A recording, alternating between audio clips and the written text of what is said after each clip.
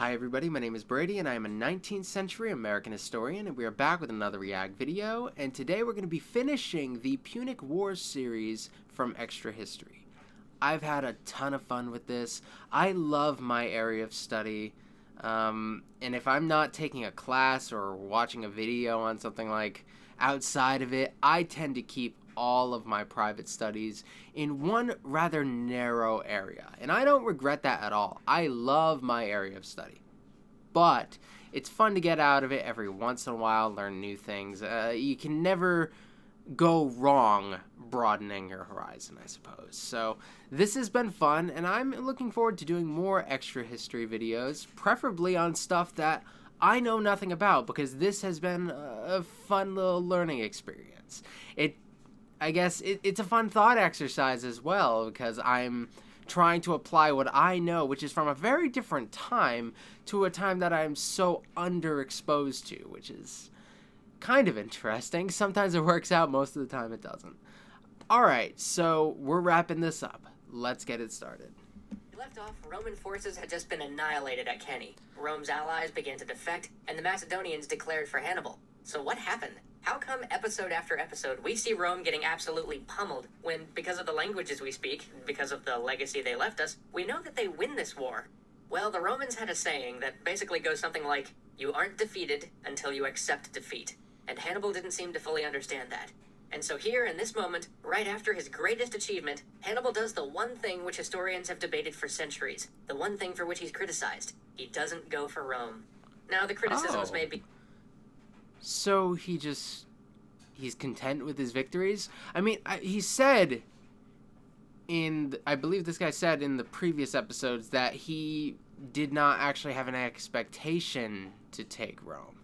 It wasn't even what he was really going for. But I guess when you're at this stage, you have a little freedom to reconsider that. If you are winning so massively, you can adjust your plan. You can take Rome. So he chooses not to. That's interesting. Be a little unfair. Hannibal may have rightly assessed that even with his victories, he could not have overcome the walls of Rome. But it's one of those great what-ifs of history. One of those great moments where the fate of the world hinged on a single decision by a single man. What if he had chosen the other side? What if he had marched on Rome? But we'll never know, because instead Hannibal offered the Romans terms. He expected them, like any other civilization in the ancient world would, to accept peace terms after such devastating losses and such a disastrous reduction in men and material. But the Romans refused to admit defeat. In fact, they didn't even accept an offer from Hannibal to ransom their hostages. For Rome, the gates of Janus were open. There is nothing but war. Okay, so the Romans don't want to take this. This is a huge pride thing, I'm sure. Like, despite the fact that they're getting their butts kicked, Rome is like still a big deal during this time. So to accept defeat during, and I don't know if anybody's like surprised at the time that Rome is losing. I'd assume at this point this is a huge surprise. From what I know about Rome, I think of Rome as probably the dominant force of the time. But maybe this isn't all that surprising. I don't know. But this still doesn't answer our question. How on earth do the Romans come back?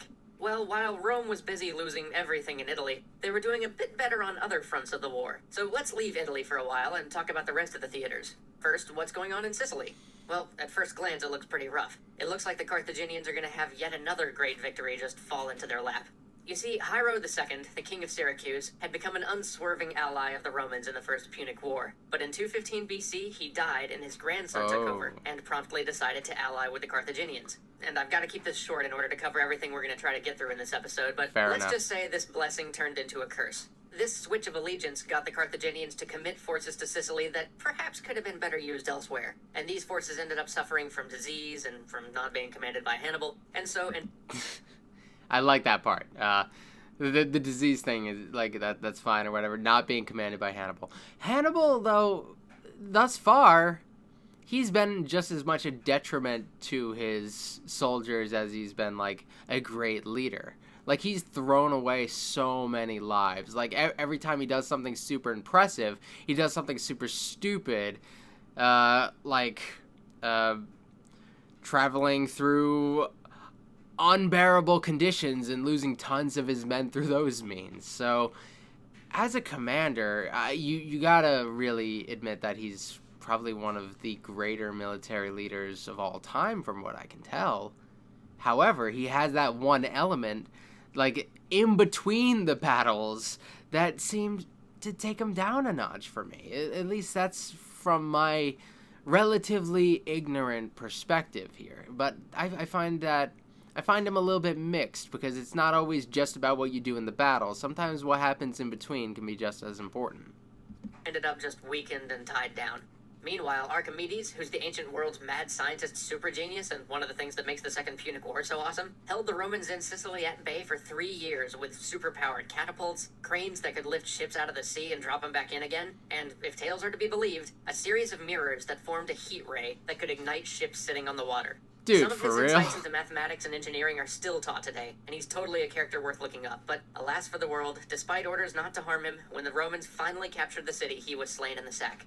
But in true intellectual hero of the ancient world fashion, when one of the Roman soldiers approached him, they found him working on a mathematical proof. He turned toward the soldiers with their swords drawn and simply said to them, "Do not disturb my circles," and then turned back to his work. At least so the story goes.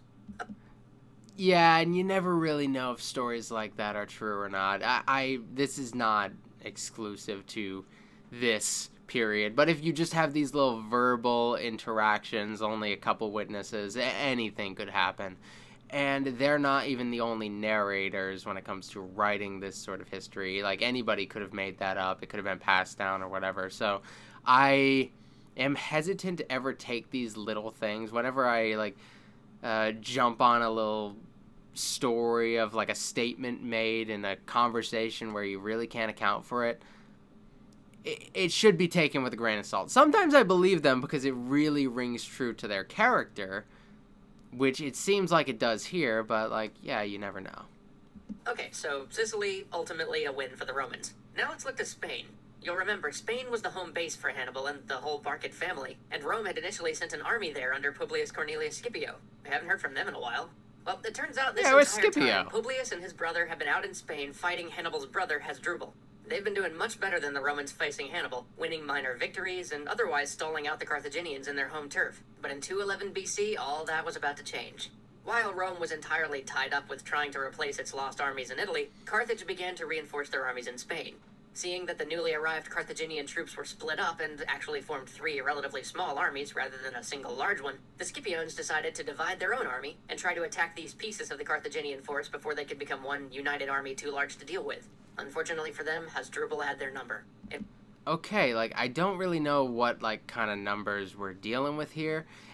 When you lay it out like that, it looks like you're just equal regardless. What if they decided, they would pick off a single part of the army so that what ends up being the united army ends up being, a smaller united army? I would need, actual numbers to really know how good of an idea this is. Maybe he said numbers and I totally overlooked them. Sometimes that happens. Sometimes they throw data at you and it's just in one ear and out the other. So where they could become one united army too large to deal with. Unfortunately for them, Hasdrubal had their number. In one case, where the Romans hoped to attack a small contingent of Carthaginians unnoticed, their actions were spotted, and they ended up facing 2 of the smaller armies on different flanks rather than just taking on the one as intended, and they ended up being routed. In the other battle, Hasdrubal paid the mercenaries on the Roman side to desert, and so the Romans went from a numerical advantage to an overwhelming deficit. And despite a heroic last stand behind saddles and camp equipment, they were wiped out. Okay, wait, I hear some of you saying. I thought we were going to hear about Rome winning. Well, the situation in Hispania gets better. You remember Scipio, who led that original Roman force out to attack Hannibal in Spain? Scipio, he's my boy. I've been rooting for Scipio this whole time, but he feels like he's been gone for a while. Are we getting that Scipio versus Hannibal battle? Are we gonna get the final battle being Scipio versus Hannibal? Because that would be an amazing build, like fictional story level amazing build. However, I think the build is mostly on Hannibal's side. Scipio's just kind of been out of the narrative lately. Maybe there's more on him in the Lies episode. I don't know. Well, here is where his son, Scipio Africanus, really comes into our story. Yes. Now, mind you, he hasn't actually earned the title Africanus yet, but we're just going to call him that because, like his father, he's also named Publius Cornelius Scipio because, of course, he is. So, Scipio Africanus pleads with the Romans for command in Spain. He asks to be able to avenge his father and uncle and to bring glory to Rome. And despite his youth, the Romans elect him to go. Livy tells us, though, that it's not because they had any special confidence in this 25-year-old, or because of the honor they gave to his desire to avenge his father, but rather because everyone else considered a command in Spain suicide, and he was the only one who volunteered to take it on. But it turns out they chose the right man for the job. Without telling anyone except Gaius Laelius, his close friend and the commander of the fleet that was to accompany him, Scipio did the unthinkable, and with his inferior force, raced for the Carthaginian capital in Spain, Carthago Nova. Because the action was unthinkable and he hadn't told anyone his plan, not even the sub-commanders in his army, he was able to reach Carthago Nova completely by surprise. He rapidly began to assail the city. With his first attack, he tried to lure the defenders out of the city, and almost succeeded in forcing his way in, but was beaten back. Later that day, he attacked again, this time with a trick up his sleeve. He ordered his men to attack from all sides, including an assault from the harbor which Gaius Laelius and his marines had taken. He then ordered a contingent of 500 of his men to wait near a lagoon that abutted the wall of the city. And then a squall came in, just as Scipio expected. His men hadn't expected it, so to them it looked like magic as the winds drained the lagoon and allowed them to easily cross. Dude, that's kind of epic. Okay, this Scipio guy seems to know what he's doing. And he hasn't sacrificed all of his troops just getting there. That is something that I really respect about it. He hasn't, like, had them march through mountains to their death or through swamps to their death. Or I'm liking this. This is it seems like a very clever tactic, and it's so good for, like, a story. I understand why this guy is such a big deal now. Little things like this, they make for fantastic storytelling, and that's often going to determine who ends up going down in history. They assaulted the section of the wall that no one had thought to defend because the lagoon made it unassailable. With all the defenders tied up with the other assaults, these 500 men opened the city, and the Romans made short work of the garrison, brutally slaughtering anyone they found until the commander of the garrison surrendered. With the fall of Carthago Nova, Scipio gained the much-needed supplies, valuables, and allies that would fuel the rest of his campaign in Spain. After this, he defeated Hasdrubal's army in the field, and Hasdrubal made the fateful decision to abandon Spain and cross the Alps to join his brother in Italy. With Hasdrubal and his forces off to Italy, the remaining Carthaginian commanders in Spain decided to make one more attempt to retake that Iberian peninsula from the Romans, and met them for a battle at a place called Ilipa. The Carthaginians had more men than the Romans, but neither side wanting to make the first move, both forces assembled for battle each day, and then just sat there, looking at one another, before retiring for the night. But Scipio, clever guy that he was, decided to use this to his advantage. Each day, he would assemble his troops in the same fashion, with his strong troops in the center and his lighter troops on the flanks. Until one day, before dawn, he ordered his troops to eat and arm themselves, and drew up his line incredibly close to the enemy camp. Then he sent out his cavalry to attack the Carthaginians, drawing them out to battle. And in their haste to respond, the Carthaginian commander didn't notice that on this day, Scipio had arrayed his men differently. His strong troops on the wings, his weaker troops in the center. Oh, he's playing with their expectations. Okay, that's clever. Like, when you get into such a standstill, there is that little bit of room where you're able to set expectations and then defy those expectations. I think that's really cool. You got to really rely on your enemy not realizing that's what you're doing and not themselves taking action before you do. So that's also a thing here. I feel like I'm not talking as much in this as I would normally in a video. I'm actually just totally enthralled by the story, and I feel weird about it because I feel like I always have so much detail to go into in a lot of my videos, and right now I feel like my observations are so broad and whatever, but I'm really enjoying this one. I underestimated how fun this channel could be. Scipio then ordered his center to slowly fall back, refusing to do battle with the strong Carthaginian troops that had been placed, as usual, in the center. At the same time, the Roman legions on the wings crushed the weaker troops that the Carthaginians had placed there, and then wheeled in on their center. He had pulled a Hannibal. It was utter destruction. It was a loss for the Carthaginians nearly as bad as the Roman loss at Cannae. Never again would they hold sway on the Iberian Peninsula. Meanwhile, getting back to Italy, things had turned into a big game of reversi. Hannibal would flip some towns, and then the Romans would follow after and flip them back, sticking to the Fabian strategy of never directly engaging him. But Hasdrubal crossing the Alps changed the rules. If Hannibal could just join forces with Hasdrubal, he would finally have an army large enough to take Rome. The Romans could not allow this. Unfortunately, the Roman armies were divided. One was in the north, trying to blunt Hasdrubal's movements. Another was in the south, having just fought a small skirmish with Hannibal. Neither army was able to face Hasdrubal alone, so they decided on a desperate gamble. Gaius Claudius Nero, the consul in the south, would take a contingent of his army. I know that guy. I've heard that name. Unless there's like a lot of repeating names in Rome, which I know there are, I have heard of that guy. Has he been mentioned so far in this series? You throw so many names at me, and I'm not super acquainted with all of them. I feel like I'm conflating people sometimes. So if he's been mentioned before, then I might be mixing him up with somebody else in my head. I don't know. Army, slip out of his camp, and link up with his co-consul Marcus Livius Salenter in the north. If Hannibal ever realized what they were attempting, they would be screwed. If Hasdrubal decided to engage before Nero got there, they'd be screwed. If either of the Carthaginian armies moved, they'd be screwed. But they decided to try it anyway.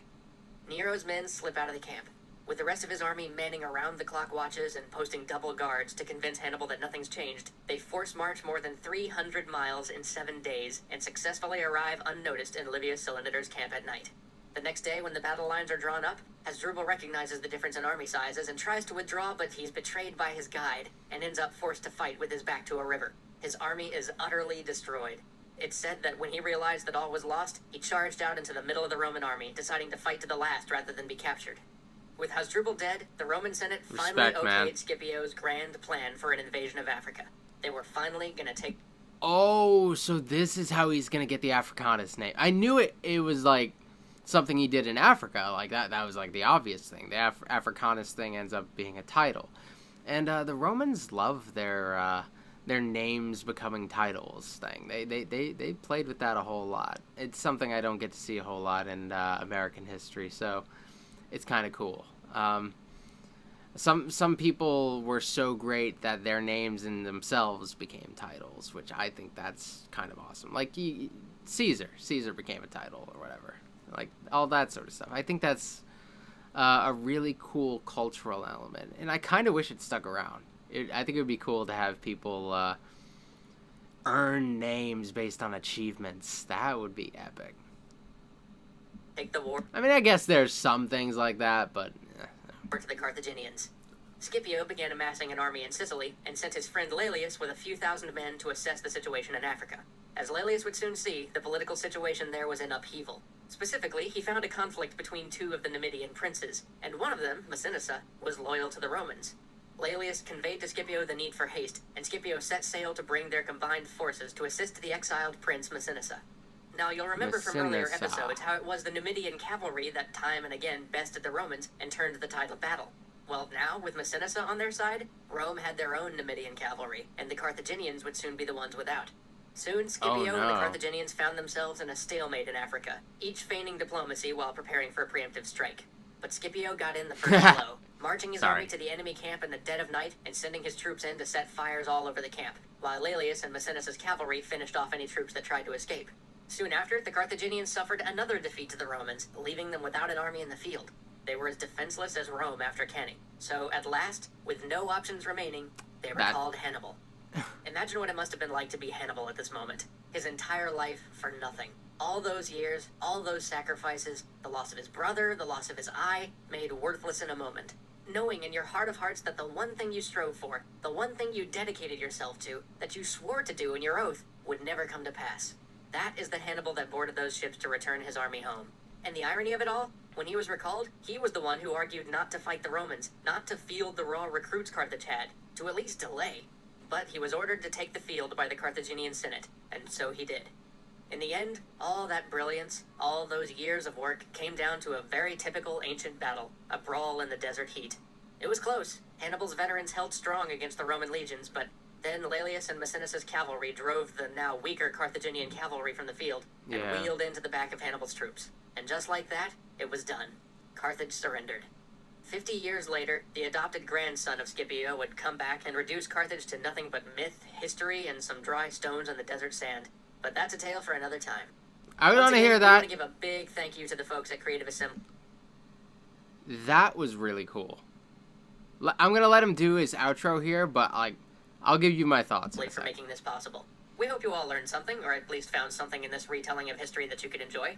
And if these events interested you, we hope you decide to do some more research on them, because we have barely scratched the surface here. I very well Our might time one talking day. Roman history with you has been all too short, but as they say, ave atque vale. So long. That was really cool, guys. I think that was such a fun series for me. I guess learning history for the first time is that. I guess it's like watching a good movie for the first time, or anything. Like, if you really love this stuff, that's kind of what it ends up being. However, like, we're talking about, like, different genres here. I'm into something that's so very different from this, but I thought the way this was told was very intriguing. It makes me want to learn more about some of, like, the big figures in this. Like, Hannibal, like, I want to know him more as a person here. I've seen his decisions. I've seen how they play out. Now I want to get to understand, like, his personality a little better, because I find him to be a little difficult to grasp in such a short series. I don't think there was enough time to really portray what this guy really was, because he really, it's a movie. His life is a movie, really. I think that's the best way of describing some people. While not all historical figures have these epic lives, that doesn't mean they're not necessarily worth studying, and that they can't be fun to study. But Hannibal, like, he seems to be on another level. And the Scipios, that's just an amazing foil. I really wish I learned a little bit more on their side, though. It felt like this narrative leaned heavily towards Hannibal's side. I think I would have to look elsewhere to get a little bit more on the Scipio side. Like, they come in early on, but it felt like the focus was never really on that till the end. This seemed like it really wanted to tell the story of Hannibal, and I think it was a story worth telling, so that was cool. So I hope you guys enjoyed this. I'm going to be doing more extra history in the near future. I'm going to start a new series. We'll see which one it ends up being. I'd like to do them all one day, but I don't think I'll ever have enough time. But we'll see what we end up finding next. I'll go down the playlist, look at all the different time periods. You guys can let me know which ones you want me to check out. Whatever it is, I'll probably get around to it eventually, but who knows what it's going to be next. If it's going to be something I pick from the comments or something I pick on a whim. I never even know. So, thank you for watching. Like this video if you like this video. Subscribe for more. And I'll see you guys next time. I do videos every day. So, I hope you guys come and check out some of the other things I do. Thank you, and I'll see you later.